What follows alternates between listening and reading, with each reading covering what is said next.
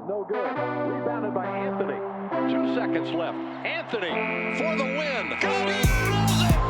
Cole Anthony gives the Magic a victory. Close up Magic. All right. Welcome back to another episode of the Close Up Magic. I'm your host, Stephen Cameron, and today we got a great episode. We got Khobe Price, beat writer of the Orlando Sentinel, joining the show. Kind of talk some end of season Orlando Magic basketball.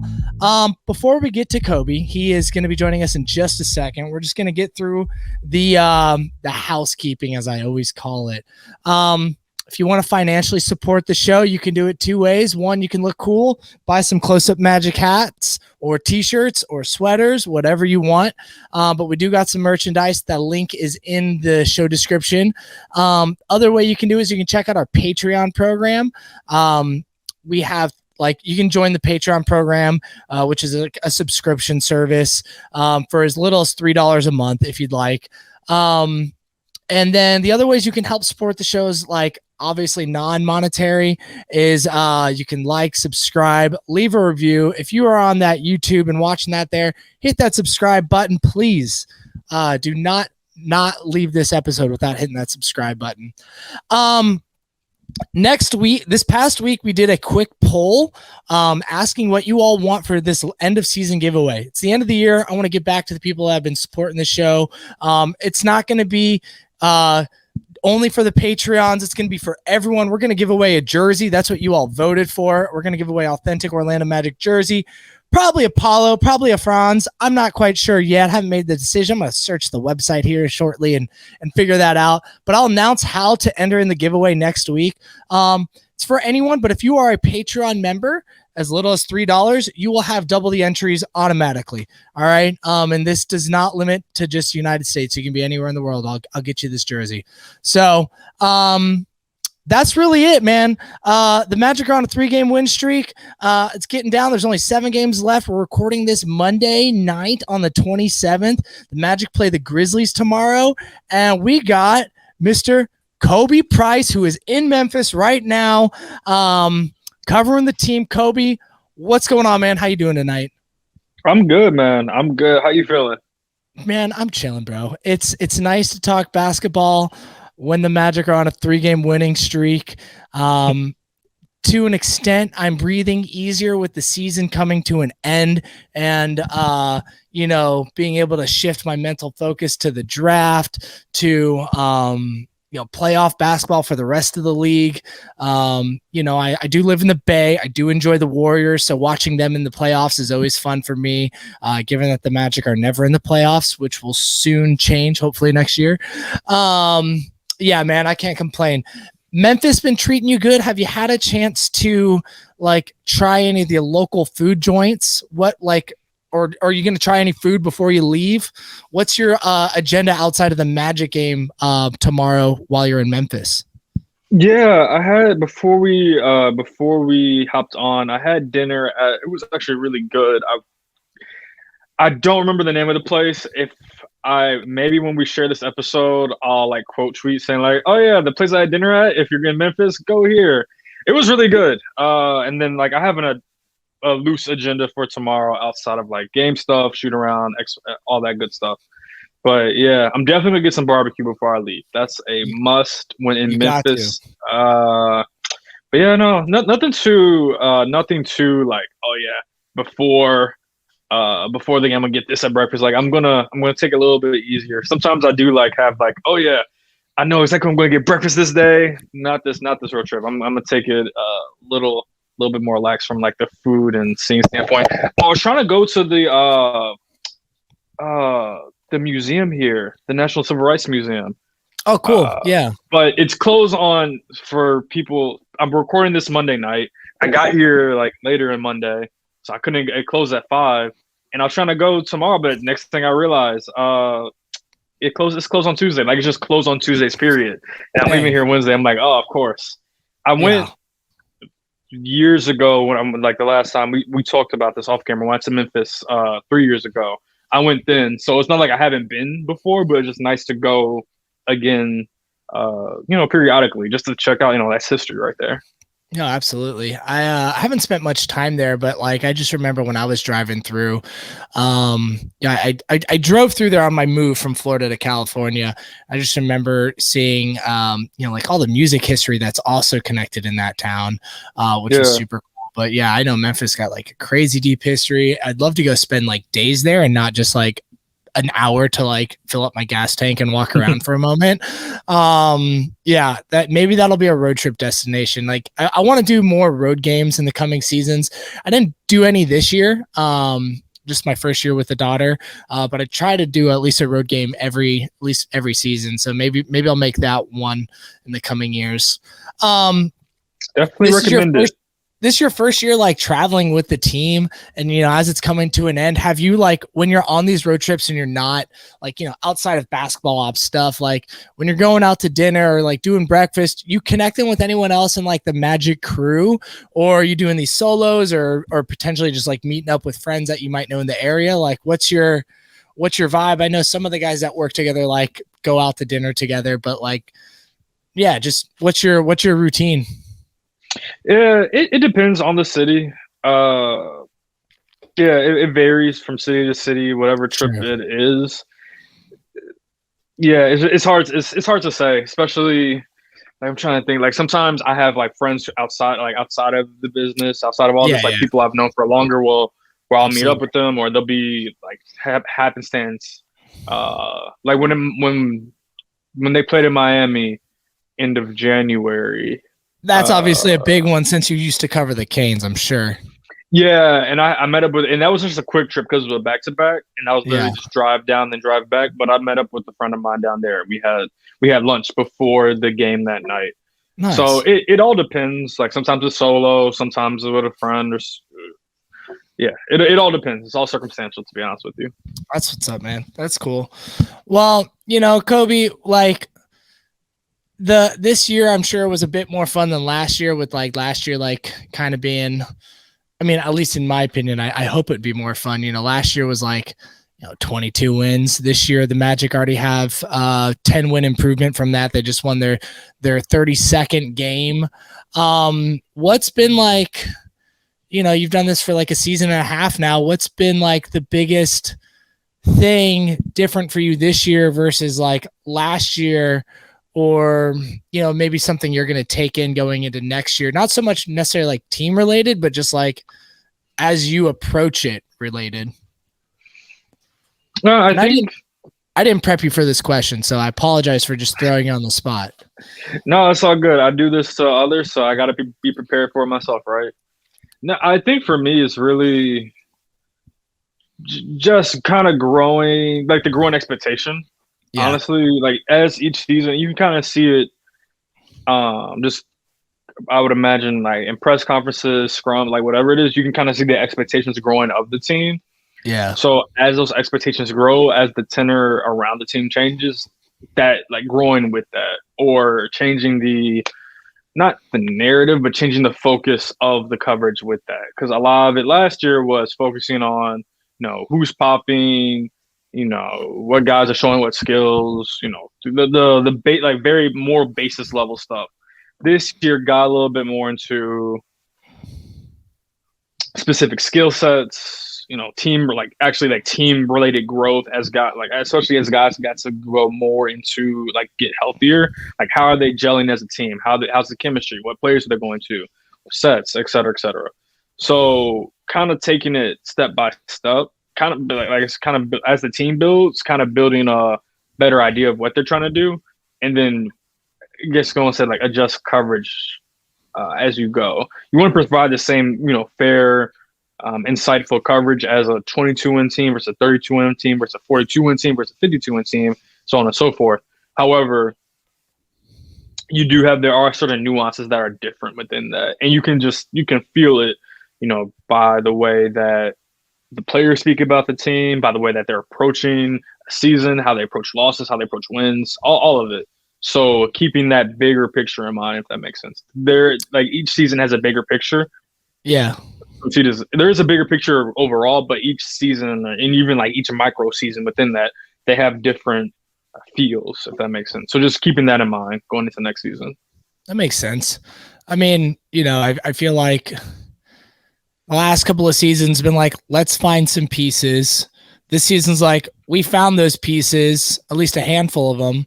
And now let's see about building around those pieces and like developing as a team and like getting some winning habits going, which, they've done.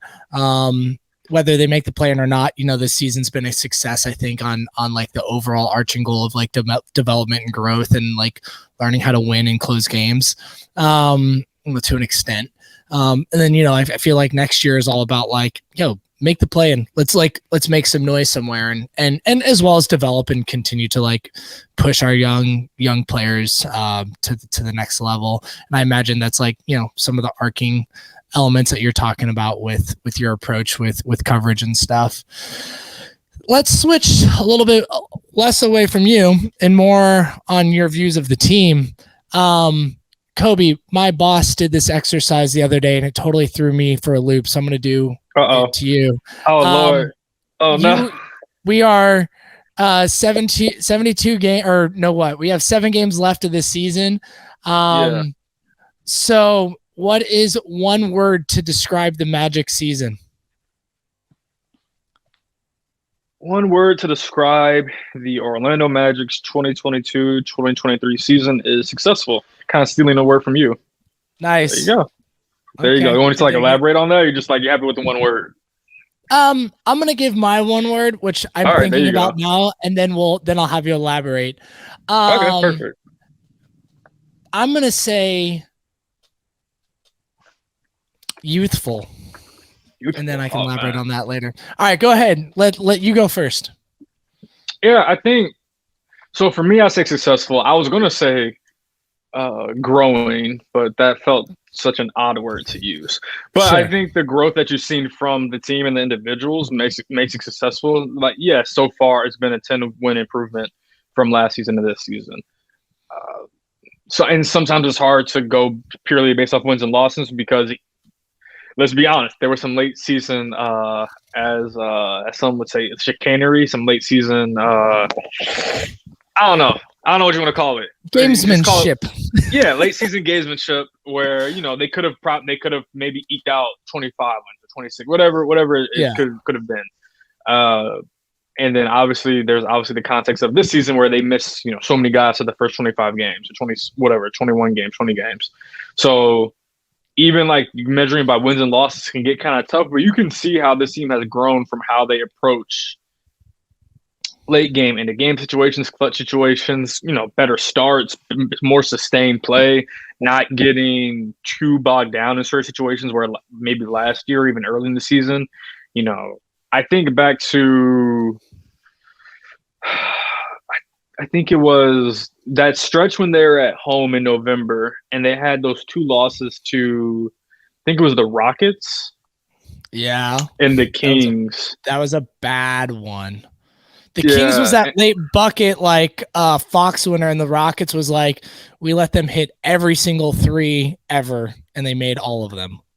Yeah, so specifically that loss to the Rockets, I mean, obviously the teams are both different right now, but that's a loss that even if they lose the Rockets generally, it doesn't happen like that to me now. Yeah. Like, I think they're at a point where, and I know you can, I guess, maybe you talk about other games that they play where they've like teams have hit a bunch of threes. Like that's just kind of part of what's been part of their season.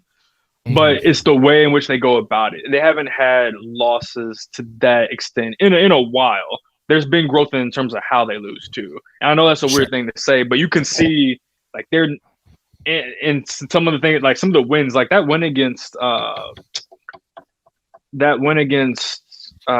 Wizards to really open up this 3-game win streak. Like that's the one, if that was played early in the season, like we've seen that go the opposite direction where the Wizards would have come back, and next thing you know, like the OKC, the loss against OKC, in OKC, one of the first week or so in the season, like that, and not comparing the 2 games and saying that they're similar in the sense of like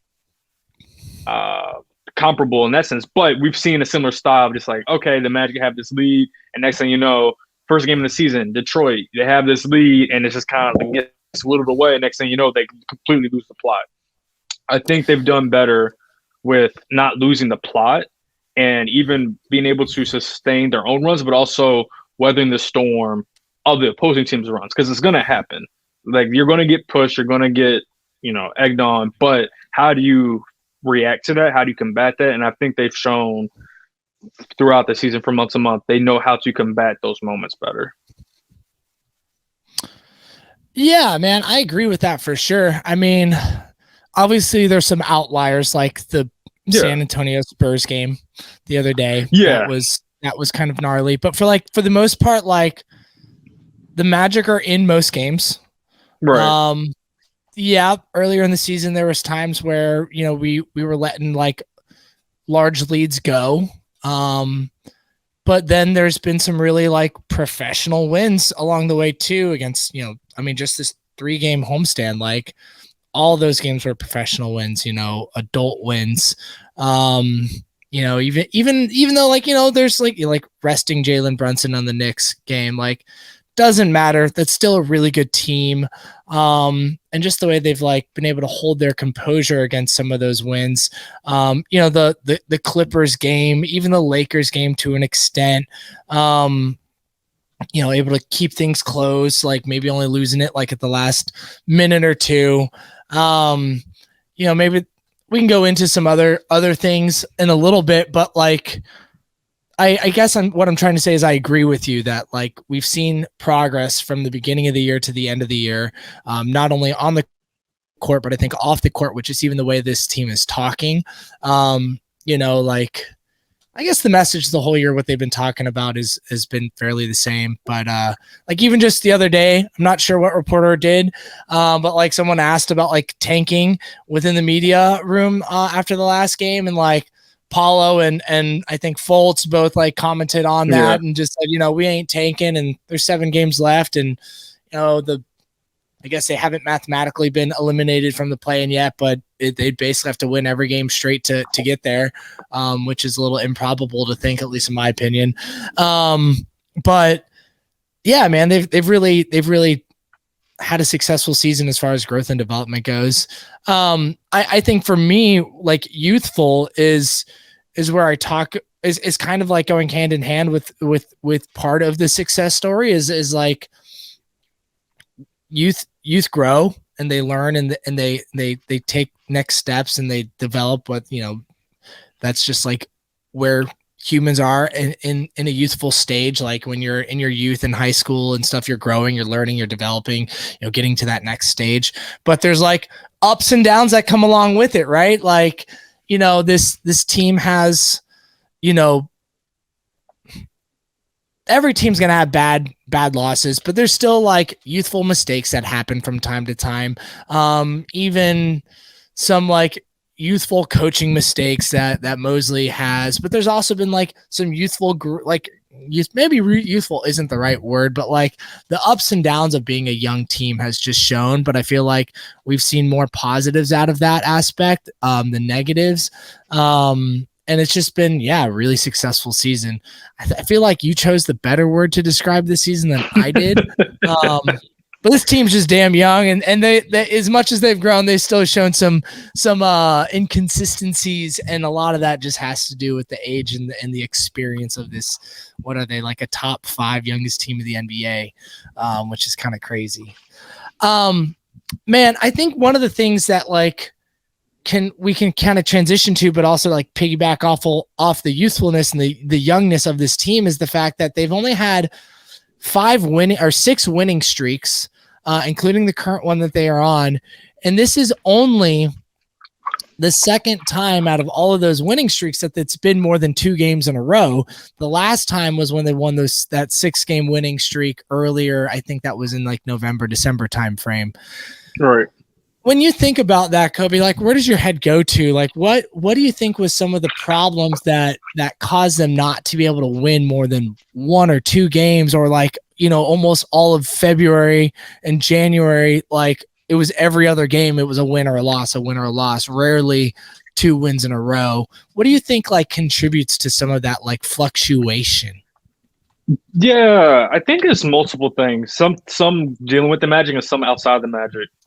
One, because it's funny when I think about their season, especially from the start of the new year, and I would look through the standings to be like, well, what's the Magic's record since the start of 2023?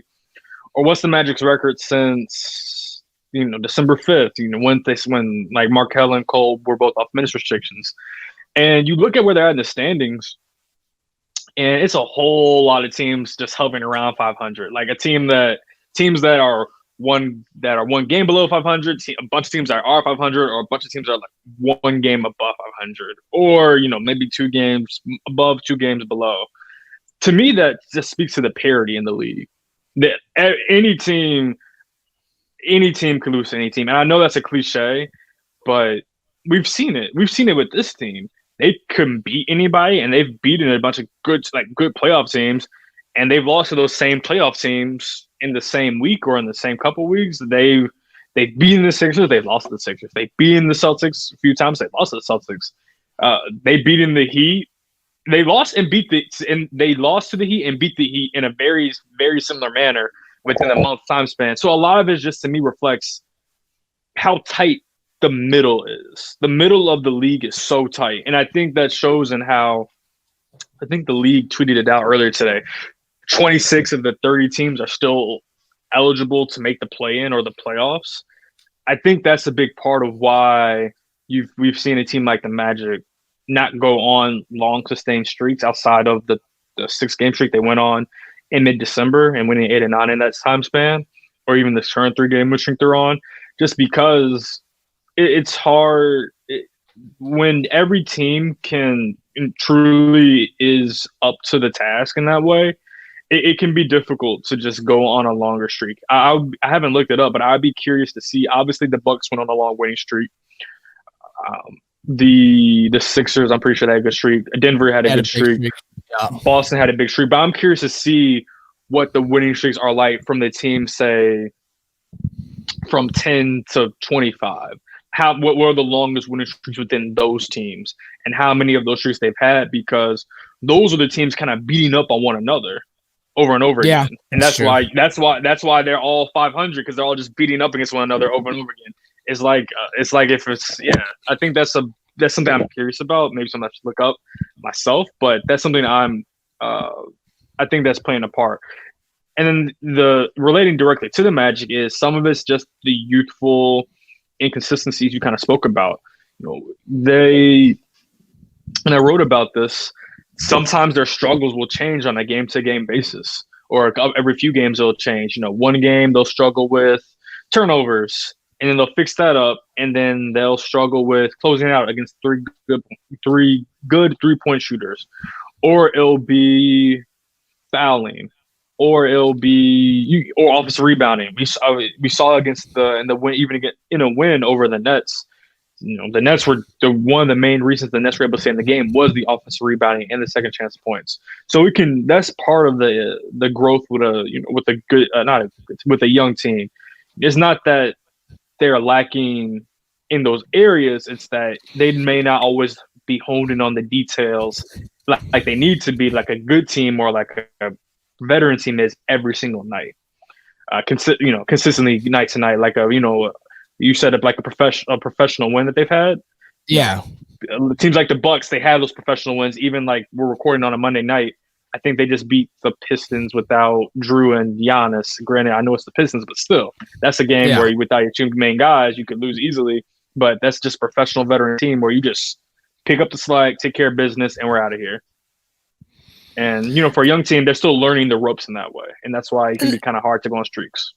And they should be able to get there, man. Like, in the next year or two, we should be able to like see those types of things improve. Now, granted, the NBA is hard. Basketball is hard. Like, there's always going to be outlier wins where like one of the best teams in the league, or even like the solid playoff teams, they take losses to like bottom 5 teams. It happens every single season.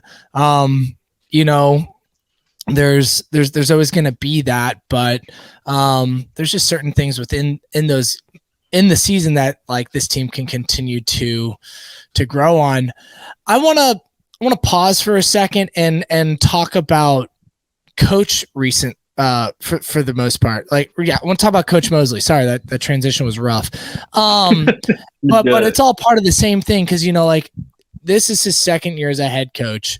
Last year being his first. He was an assistant coach with Dallas up until this point. And so like with that, there's growth that was expected, of him.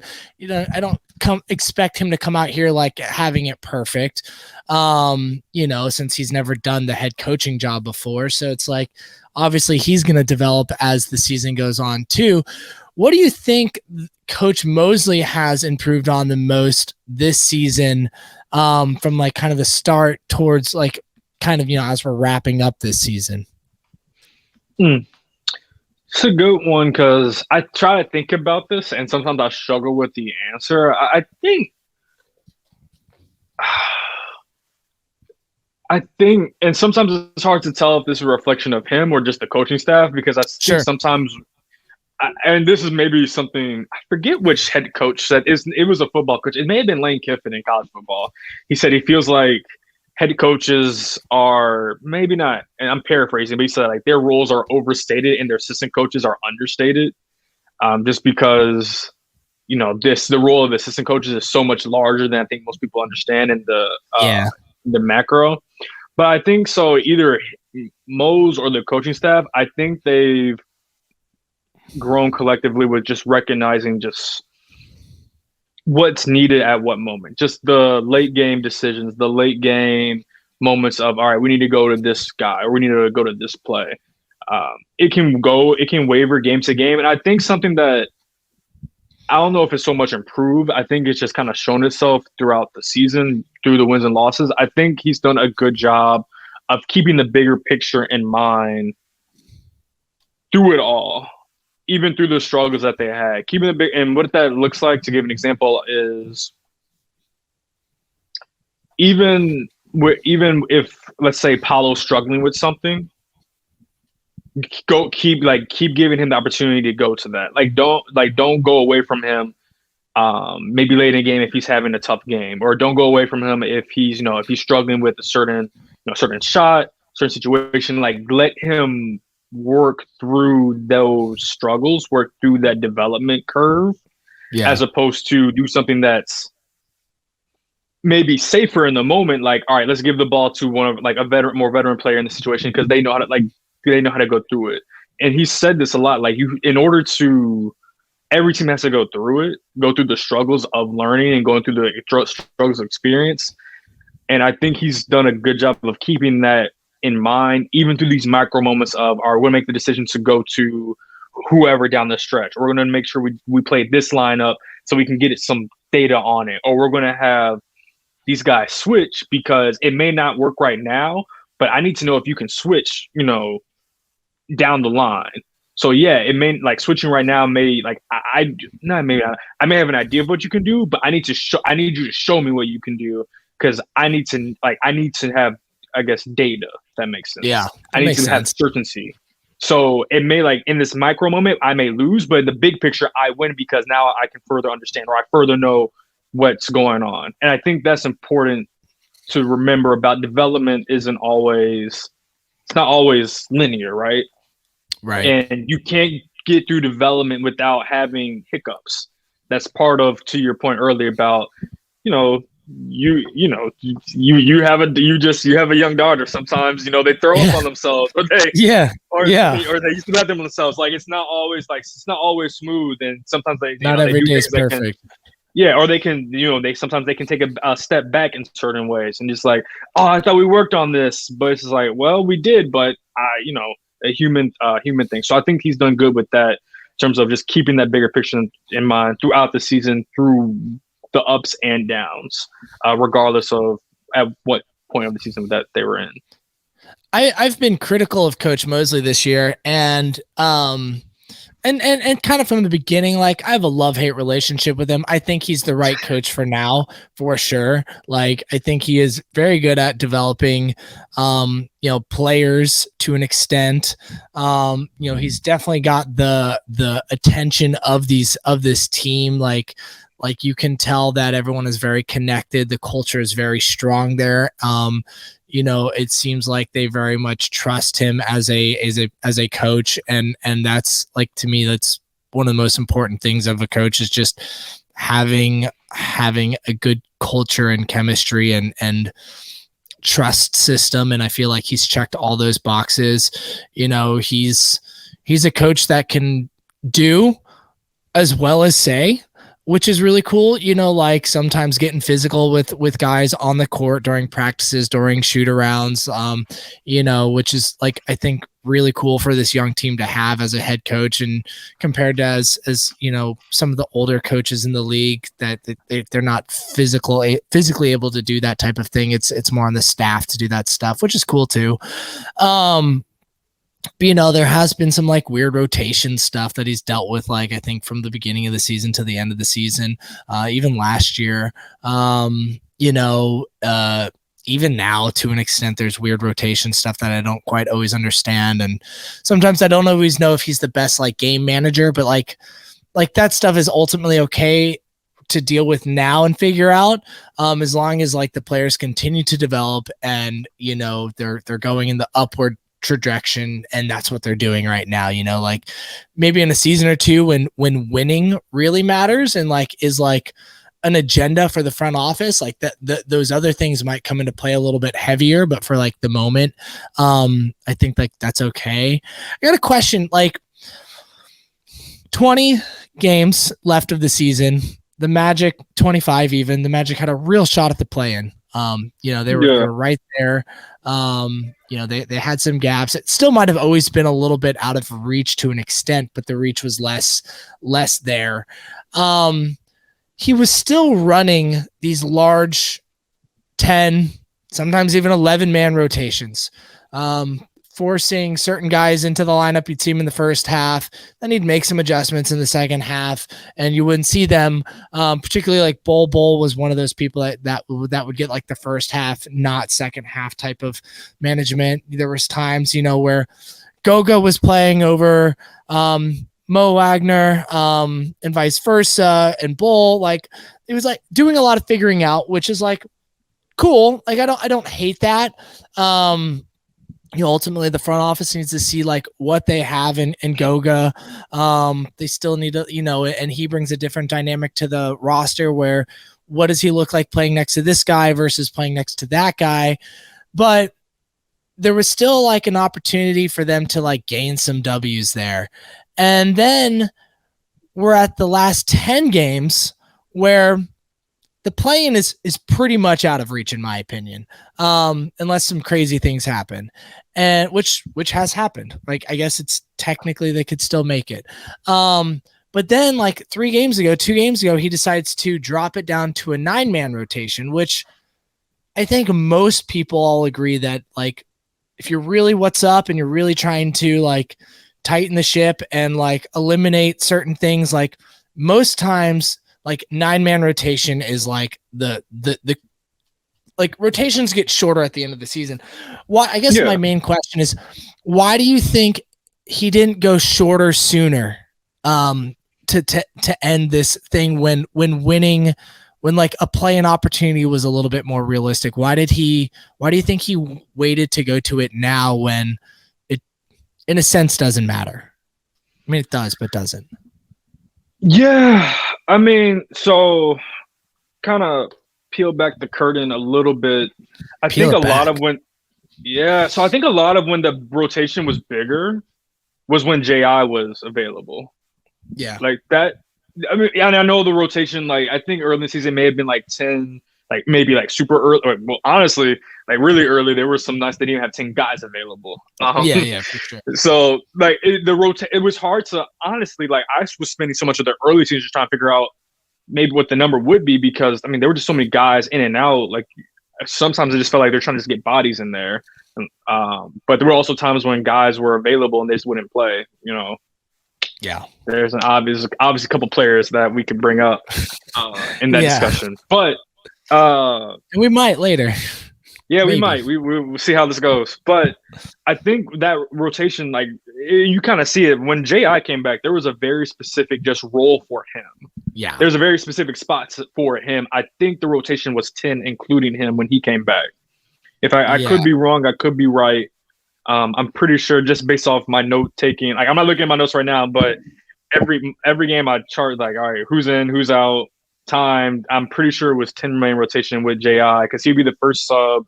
And then it'd be like Jalen. It would be J.I., Jalen, Cole, uh, Mo, and Bull. I'm pretty sure they would be the five reserves. And then it was during that time, I think J.I. missed a game. He didn't play it back-to-back, and Chuma played that because it was around the time that Chuma came back, and he played the 10th man spot.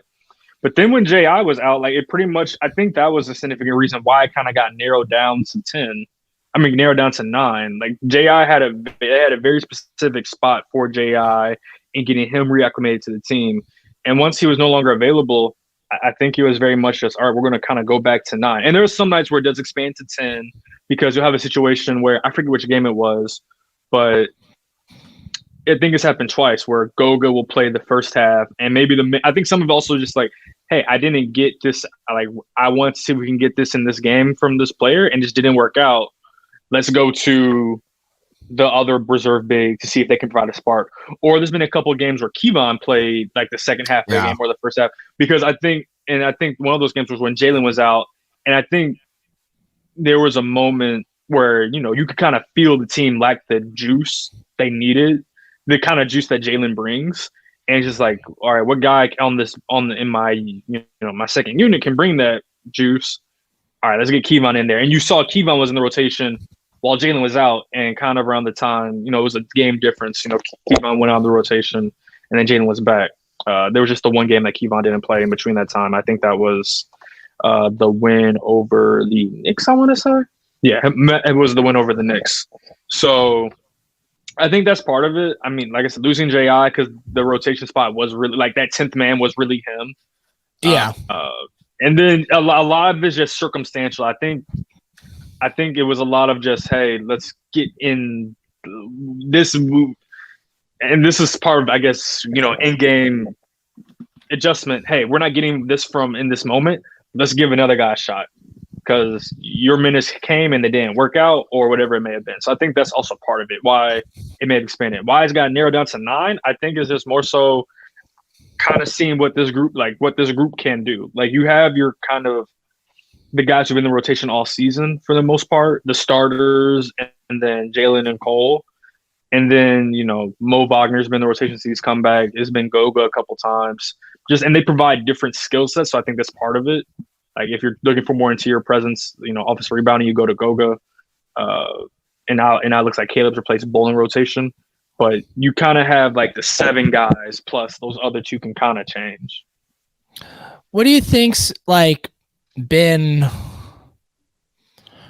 I want to pause on the Caleb and Bull situation because Bull was one of those guys just a handful of games ago, in the last 15 games versus the last 10. I'm talking from 82 backwards, last 10, still including the remaining few, where Bull was. Minutes were interesting. You'd play 5 minutes in the first half, not get anything in the second half, and that happened quite a few times, particularly on the 4-game road trip. There was every now and then there was a one-off game where he was just out of the rotation and come back in for a couple of games, and now he's Caleb Houston has been getting his minutes as they shortened the rotation. Has there been what do you think's caused that? Is this just you think the front office has any influence on these types of decisions, or do you think, and they're just saying hey, let's give Caleb Houston some serious burn to end this year because we've seen enough of Bull, or do you think it's coach just wanting to also see that in a sense, or I don't know. I just want to touch on that for a moment because Bull is such a tantalizing player for a lot of people, but at the same point, it almost feels like Caleb is more impactful, even if right now his scoring is not as consistent.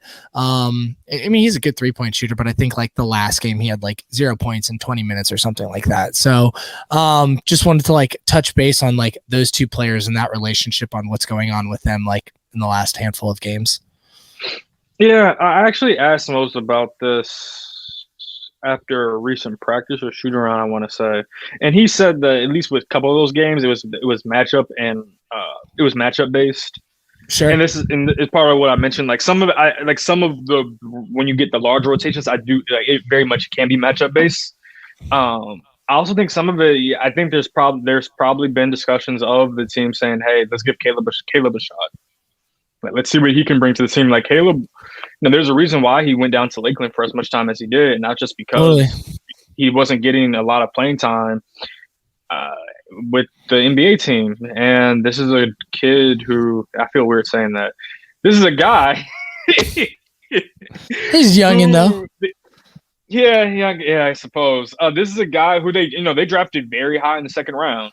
One, they used a second round pick, so that shows you how much they believe in him. Yeah, how highly they think of him in the first place for them to use the second round pick. But he was pick 32, and they gave him a pretty significant salary contract. 4 year, $8 million. Obviously. I think the last 2 years are non-guaranteed or something along those lines. Or is it 4 years? Team friend. Cool. Yeah, I'm pretty sure 4 year, $8 million. First year is fully guaranteed. Last 2 years, I don't think they're guaranteed, or maybe they're team options for it. Yeah, one of the two. But obviously they've invested a substantial amount. They've invested in him, so they want to see what he can bring to this group. And kind of give him, what any young player needs, just time and space to develop. And that's the one thing. You can't play everybody. That right. We all know that. We've seen how that's gone throughout the season. You can't play and develop everybody at the same time. There's not enough spots in the rotation on a night-to-night basis. So at a certain point, someone's going to get their minutes cut. And I mean, if I told you that, all right, this team's trying to play Caleb Houston more, whose spot is he going to in the rotation is going to be? I think everybody would have said it's going to be Bowles. You're not taking away Cole's spot. You're not taking away Jalen's. I think I don't even know if that would have been a debate. I don't think anybody would have even brought that up. So after that, it's going to be, well, are you going to put Caleb in the starting lineup? You're going to go from not in the rotation to starter. I don't think many people would do that. So it's going to be between Bol and Mo Wagner / Goga Batase. And you're not going to have, unless you're willing to play more Paulo at the 5 lineups and just have him basically be Wendell's backup, the backup big. I think Bol's like the very, I guess he's the odd man out. Yeah, the odd man out, just a clear person for the spot to be taken away from, or for Caleb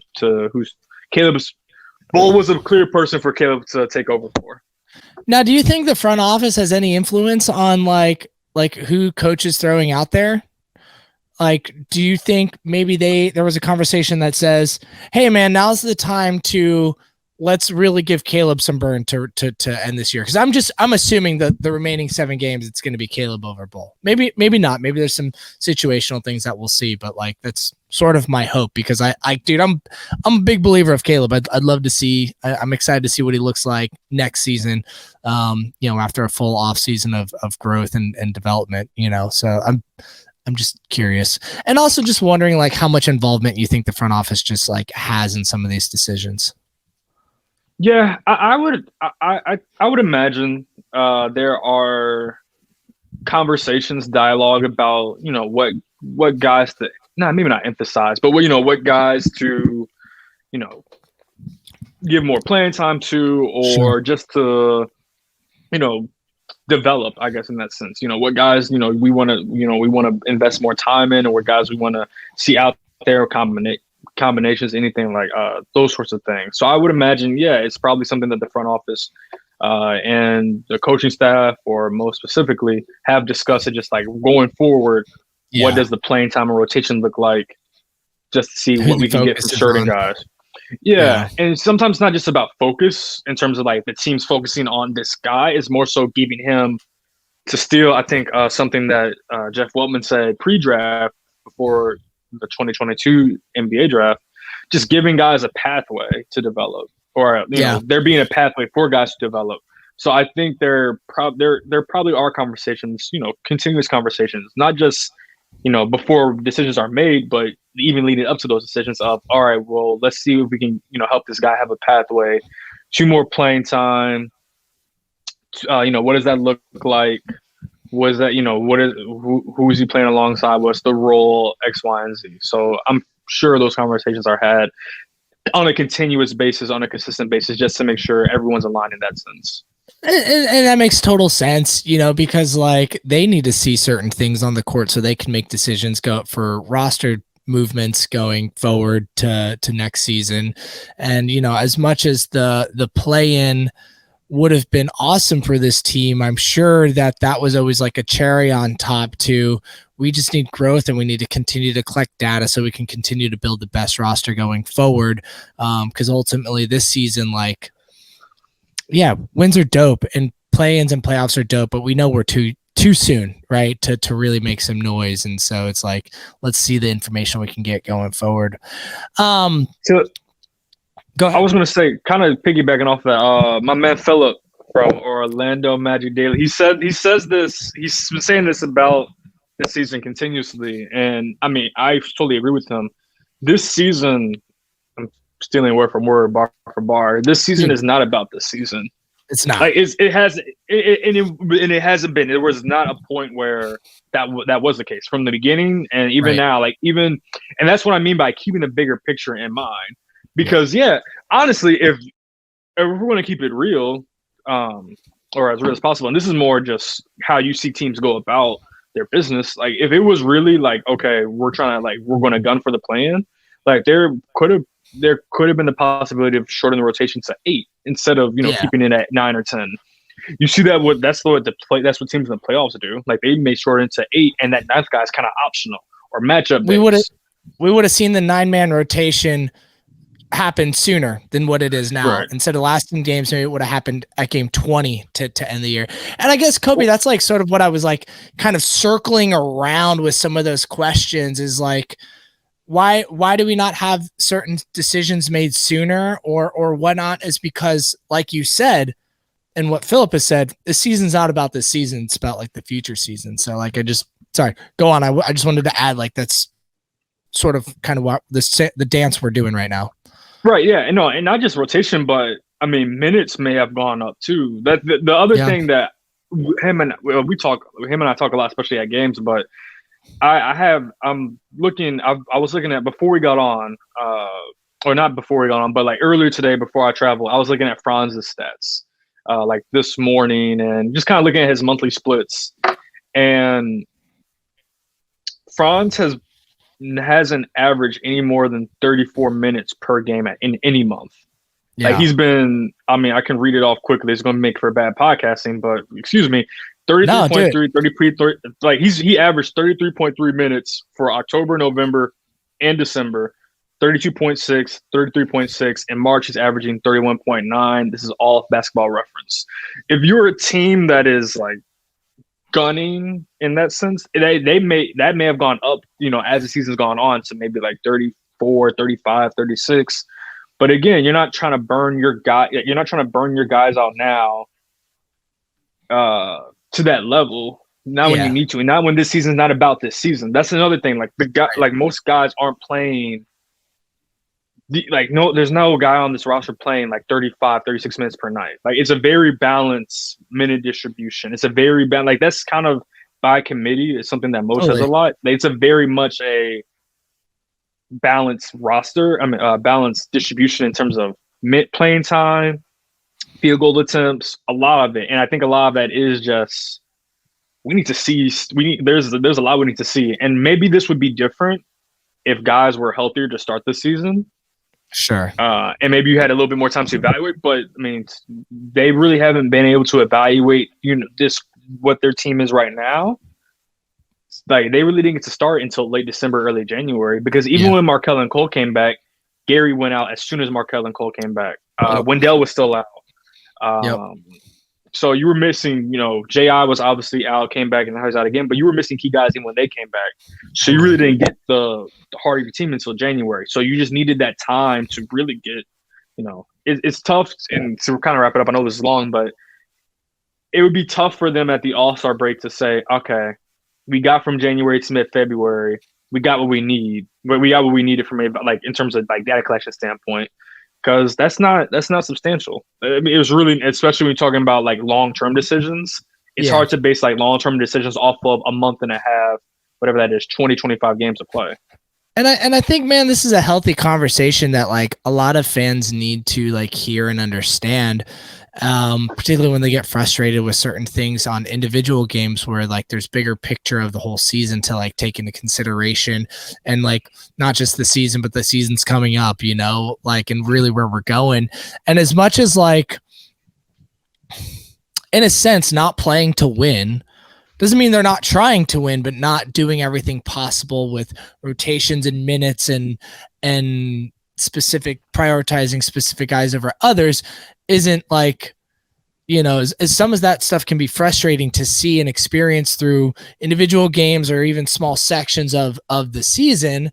You know, there's reasons why, like, you know, they're doing that, and that's because ultimately, like, you know, again, back to Philip, this season is not about the season, it's about the future seasons, and getting as much information out of the season as you can, and developing the players in certain ways. Now, granted, certain people can say, like, you know, developing, you know, you want Franz and Paulo to be in the best situation possible every game, you know, with the players they're playing next to, but, you know, the front office has decisions to make around, you know, the current players outside of just Franz and Paulo too. So it's, yeah, man, I don't know. I think this just all goes back to like what we were talking about earlier with like the success of this season already, like kind of like being reached with the growth of this team and these microisms within that topic of why certain things are done. So yeah, and kind of on that, I know I can understand why it's frustrating, just because like you want, especially for a team like this where you know, let's be honest, like the team success hasn't been consistent in over a decade. Like when you see the flashes of it, you just want it to click so badly, so quickly, and like sustain, because you're worried about it not clicking, but or not sustaining for a longer period of time, or it may not happen the way you want. But like there is, and winning is a priority. Like, let's not get a choice. I mean, we can see if it wasn't a priority, we obviously see what direction the team could go in if it wasn't priority. So winning is a priority. Putting the players in winning situations is a priority. That's been the MO from the get-go. But there also it's a balance. It's a balance of, we want to win, but we also want to develop, like, see what these young guys can do in these winning situations. And the other part of it is, like, they're going to make mistakes. Like I think this is also like where I come from, but I think a lot of times coaches get blamed for players making poor decisions. Like the coaches put them in position to be successful, and the players, you know, they may mess up, or they may make a mistake, or they may miss a shot, and they make they make the macro decision look worse, but they may have missed a shot, or they may have made a bad pass, or they may have missed a layup, or they may have done something just like that was the right quote unquote decision in the moment, but it just didn't work out. And that's something that can be hard to swallow. Not to excuse every single time things don't work out, but I do think, and I've not just with the Magic, I've seen throughout the league, like coaches catching flack for players just falling short. And that happens, but it's important to acknowledge when that happens versus when a coach is falling short. And that's not because of lack of belief and lack of thing, but there's like and maybe when we get off air, I can tell you a specific moment I'm thinking about right now. Sounds good. There's we'll a very specific moment. Yeah, there's a very specific moment, because I remember there was a game. It was a late game decision that was made. People questioned a play call. And I'm thinking, that play call is not bad. They just made the wrong, like that player just made the wrong decision in the moment. For sure. And that happens often. And I am probably one of the people that yells the most at coach when he probably doesn't need it. That's just in my MO. He's my scapegoat this year, as everyone needs a scapegoat. I want to transition for a second as we start to wrap this up, because we've been chatting for like 53 minutes now, and I don't want to go for an hour and a half. You know, let's keep this. Let's start this. Bring this train home. You know, we've had great conversations, but I want to kind of wrap things up with a select individual. Now, granted, there's tons of individuals we could talk about. Paulo has been playing really well as of late. He kind of has got out of that shooting slump he was in for a couple of months there. Suggs is playing very well as the last 20 games or so. We could go real deep in there, but maybe I'll have you on next week to deep dive that. Kidding. We'll give you a couple weeks off before we get back on the show. Obviously, Fultz is doing good. We can talk about the importance of Wendell Carter, but the person I really want to talk about is Franz Wagner. And the reason why is because today it was announced he was nominated of player of the week for the Eastern Conference. Granted, he hasn't earned it, but he earned the nomination, and he's earned that a couple of times. Obviously he's been playing great. I'd like to talk about, what do you think are some of the areas that he's grown the most in this season? And what do you think are a couple of areas that he needs to grow the most in going into next year and by the end of next season? Obviously, you're not going to grow the most. I guess, what do you think are areas he should focus in going into the off season for future?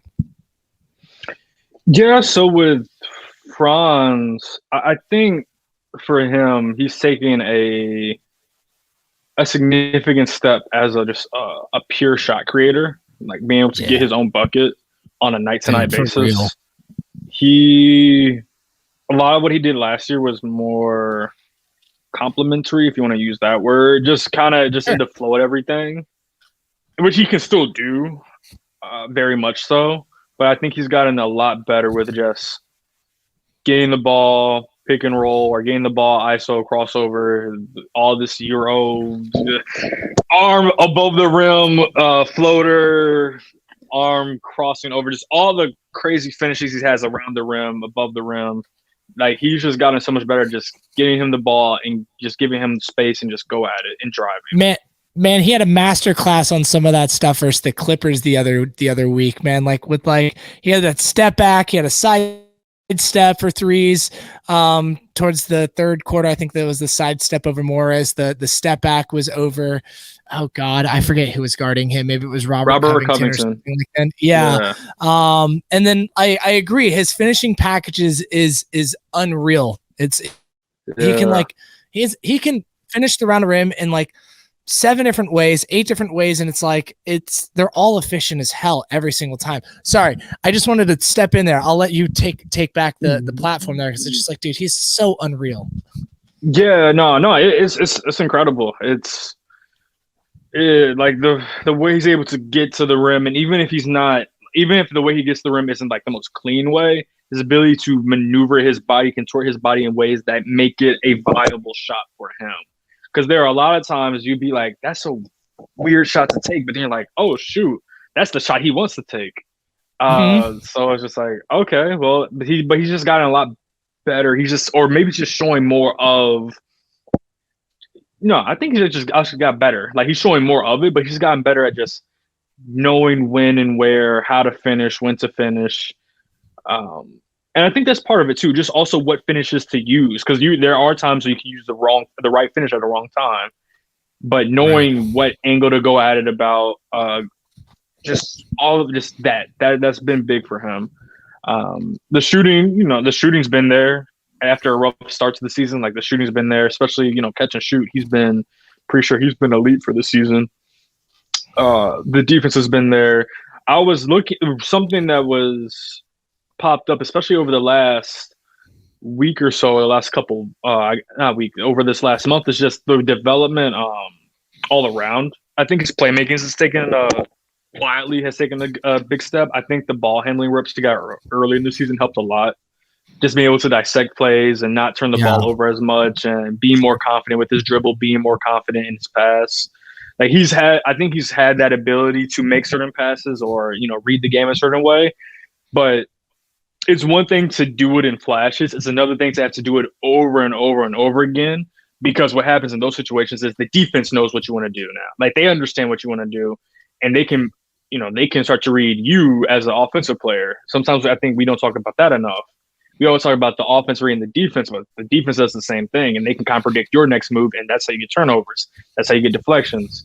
So I think he's just grown more confident in his dribble, more confident in his passes, and just knowing, what the defense expects him to do and countering that. That's something that's really helped. And then just recently, he's gotten much better rebounding. Yes. I think he just had against the Nets like a season high 10 rebounds. The second time he's had that. I think in this past, I think in the week that he was nominated for Player of the Week, he averaged 6. That was a significant for him because he's not even for his position and for his size, he's not the biggest rebounder. It's something that I was curious to see how he would do, and he seems to have taken an improvement in that recently, just like within the last month or so, or last couple of weeks or so. Looking forward. Is that an area you think he should focus on going forward? Yeah, rebounding specifically. Yeah, that's one of the things I would want to see him take a little bit of a step in, just because I think about it when they play. It hit me something that I've kept in mind, just like looking at the stats, but it's something I kept in mind when they were playing those Paolo at the 5 lineups. And it would be like Paolo, Franz, and 3 guards. Or maybe it's Paolo. I don't think they ever did Paolo. Maybe I'm wrong. I'm for lineup data and lineup keeping track of it takes a toll on your memory. But I'm trying to think, have they ever done like a Paolo, Franz, Caleb, and 2 guards lineup? But in those lineups, I don't think so either. But in those lineups, you're losing the rebounding presence of Wendell or just big generally.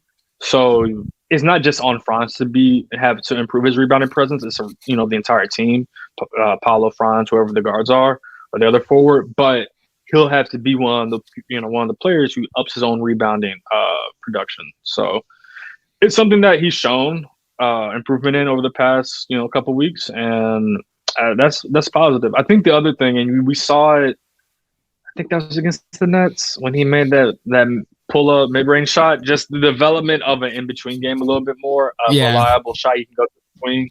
He had that Dirk fadeaway at the beginning of the season. I asked him about it. I was going to write about it. I don't think he shot it since I asked him about it. You jinxed it? I didn't write about it, so I didn't jinx it. It's true. But yeah, like and I remember asking him about it at the time. He said that's more so a counter when he couldn't get to, some of the finishes that he was trying to get to, closer to the rim. But I'm even thinking, free throw line extended, 12, 15, 18 feet out, which I know those aren't the shots that, you prioritize. You don't go into it like saying, we're going to shoot a bunch of mid-range shots tonight. That's not the case. However, once you get, again, keeping the bigger picture in mind, once you get into these playoff situations, a lot of times those are the shots that are open. Those are the shots that are available. And sometimes, an easy look from the mid-range will get you going, or can be the shot that gets you going, or that can bring the defender out of the paint because they say, I know I had to protect the paint, but this guy's killing me, from 15 feet out, and he's just in a rhythm. So keeping the bigger picture in mind, just seeing him develop a little bit more of that, I think the mid-range has taken this weird conversation. Like the mid-range isn't dead or dying. It's being more funneled to star players. Like you really just want a lot of your star shot makers to take them. And Franz being on the trajectory to become that, that's a shot he'll have to put, having his diet just a little bit more for when defenses counter with, clogging the lane, or just giving him that shot. So that's something that I'm just curious to see, where the development goes with that specifically. Pull up twos or just being more comfortable in that mid range and taking them more often. I said last summer he needs to go spend a week or two with DeMar DeRozan. Because that's an area like and maybe it was a year or two soon for him to like instead of focusing on things that he's already good at, adding something he doesn't even exist yet. And maybe this is the summer where that starts to come back into play. And is now that he's had 2 full seasons is cool. It's time to add that midi, man. And I agree. Those are the 2 answers. If you would ask me 2 things, it would have been rebounding and in a mid game position, because that's just that's where I also agree for every reason you just said. I'm not going to recap all that. So, but man, he's been such. Go ahead, yeah. Well, just real quick, I know it seemed like he worked on the pull-up 3 a lot over this past Yeah. summer. Like that seems to be one of the things that he worked on. It hasn't really like the last time I checked the percentages, it hadn't really translated. So I'm also curious to see. Well, it's translated, but just maybe not to the success that I'm sure he hoped for in terms of percentage wise. So I'm curious to see how much that'll be a part of the emphasis, whether mid range, pull up, or just the mid range generally, but also getting that pull up three, because that opens up the game for him too. If teams got respect, not only is he going to shoot a three, but he can do it off the dribble too. Well, I know shooting is going to be an actual focal point of his offseason. I had a chance to have a quick little 5-minute interview with him after the Clippers game, a few weeks back. And, when I talked to him about his offseason plans, one of the things he did mention was shooting specifically. He's like, I think everyone needs to focus on shooting. So that is one thing I will focus on. And then he rattled off a bunch of other stuff. So, I'm hopeful that we see that pull up get a little bit more consistent. That'd be fun. A little bit more confidence out there. Cause man, like a pull up three, pull up midi, like those are so clutch, and he's definitely got the capabilities to do that, man. He definitely can. So, it's just been like such a joy and a fun spot for this Magic team this year, him and Paulo and a lot of the guys too, we could go deep into all that stuff and maybe we'll do another pod, after the season ends and do a little bit more individual player focus, segments and whatnot. That'd be fun. But until then, cause we don't want to turn this into a 2-hour podcast and we've already recorded for over an hour. Khobe, I want to thank you for jumping on the show. We tried to do this a couple months ago, but either you or I was sick the week of, and we had to reschedule. Yeah, that was me. That was on me. Okay, cool. I'm sick like every 2 weeks because my daughter is in daycare, and I always get sick because of that. So like, I can't remember these days. But yeah, man, I'm glad we got to reconnect. I appreciate this time. Like the conversation was great, and why don't you give everyone a shout out or everyone a shout on where they can find you on the interwebs. Yeah, no, I appreciate you having me on as always. Y'all can follow my work at the Orlando Sentinel. Just go to Orlando Sentinel's website. Go follow us on Twitter. You can find me at Khobi_Price, KHOBI_PRICE on Twitter. And yeah, the season's kind of winding down, but look, there's still plenty to discuss, plenty to look forward to from the last 7 games. The offseason is going to be coming up. The Magic will have plenty of, let's say, interesting decisions that they can make. Plenty of options. They have a lot of optionality this summer. So cap space, picks, extensions, free agents, roster spaces, a lot of things to do. So a lot of possibilities. Yes, sir. Well, Khobe, appreciate it. Magic fans, thanks for tuning in to another episode of the Close Up Magic. We'll catch y'all next week. Peace. Peace.